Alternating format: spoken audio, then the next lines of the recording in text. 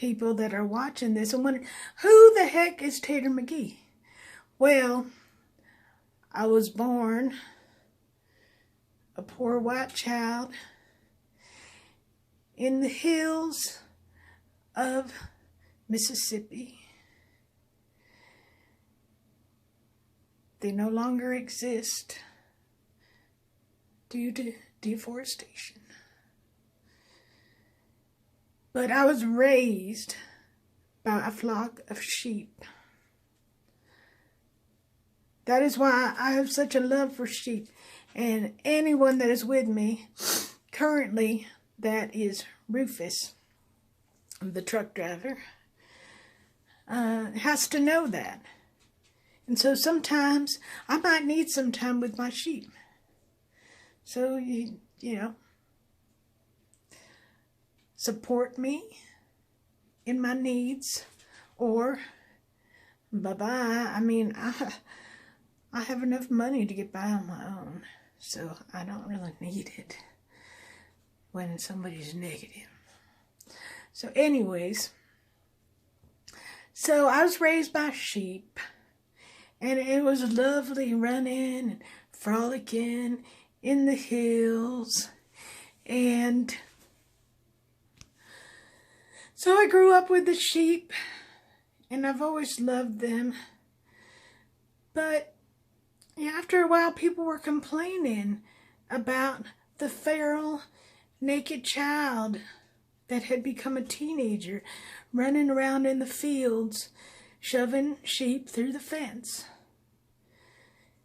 You know, I was happy to be frolicking around doing that, but people were complaining. So I got put into a zoo, and I was taught the basic language skills, and also a language of grunts and clicks and whistles. But nobody else speaks that, so I don't know why they taught me that. That was just weird. So I grew up, and I felt loved. They did put some sheep in with me, my mama and my daddy's sheep. And occasionally they'd put a male one in for me when I got extra frisky and restless. And, you know, they're like, we can't control her. You know, so that helped calm me down. And so I just kept learning and learning. They kept learning me. And then I found out that they were going to go out of business. They weren't going to be able to keep learning me. So I'm like, I need to invent some products so that my sheep, myself, and my teachers that are learning me things can have nice things like iPhones and robotic vacuums. You know, so I started inventing products, and I opened up a wild animal park. As you can hear, there's some wild animals here that are very, very, very volatile. And so they need extra love and care. So I opened that up, and I'm so glad that I did. And then I came in contact with the owners of DDCT Radio. And then a Belgium guy that had a show on there, and he said, oh my God, will you promote your products? Will you give us some advertising money? And I said, no, I will not give you advertising money, but I will give you ads for my products and various things that I do for free. You can put them on there for free to advertise my things. That is what I will do for you. I will just allow you to have my presence on your radio. And they said, well, of course. And I started doing that, and then I discovered men. And I heard about these harems that men in the Middle East have, and I said, you know what? I want a sausage circle. Why not? I have the means, I have the needs, and I have the duct tape and electrical cattle prods. Well, let's do this. And so I went out and I caught a bunch of men and I put them in my sausage circle. And yeah, I treat them well. In the winter, they're allowed to wear socks in their cages at night. The ones that are not being utilized. They have cages. They have a thin blanket they get to sleep on. Sometimes I throw some kibble in there. And if they're good, they get some bacon. If they're bad, they get broccoli.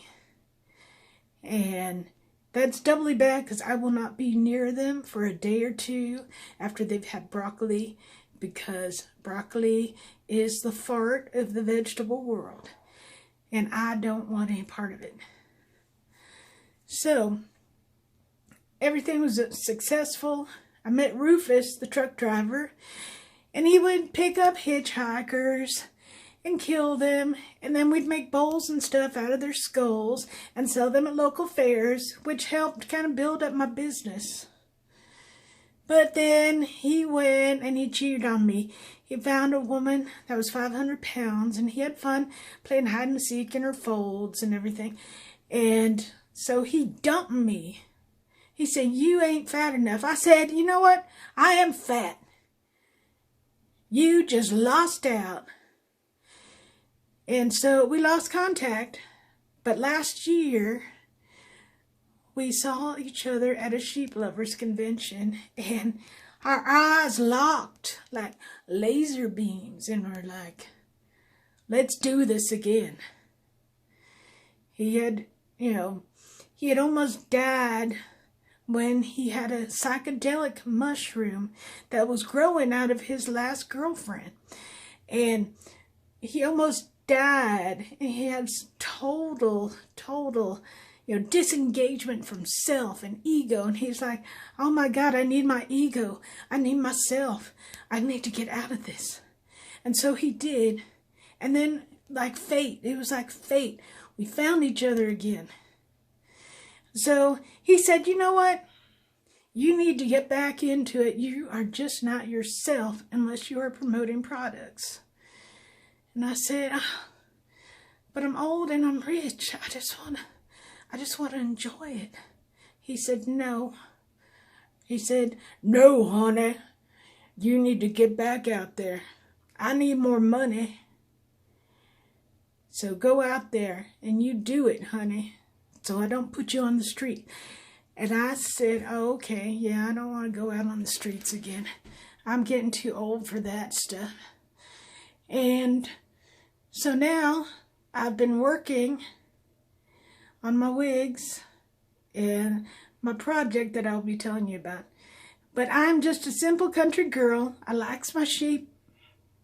I likes my bowls made out of the bones of, not my enemies, but people I didn't know. And I like my beauty salon and just about everything. So anyways, thank you for listening to my background. And keep listening to the DJ44 show, DDCT Radio, or my YouTube. Thank you. Go out and buy my products. They're available near fine Kmart's near you everywhere. You'll be glad that you did.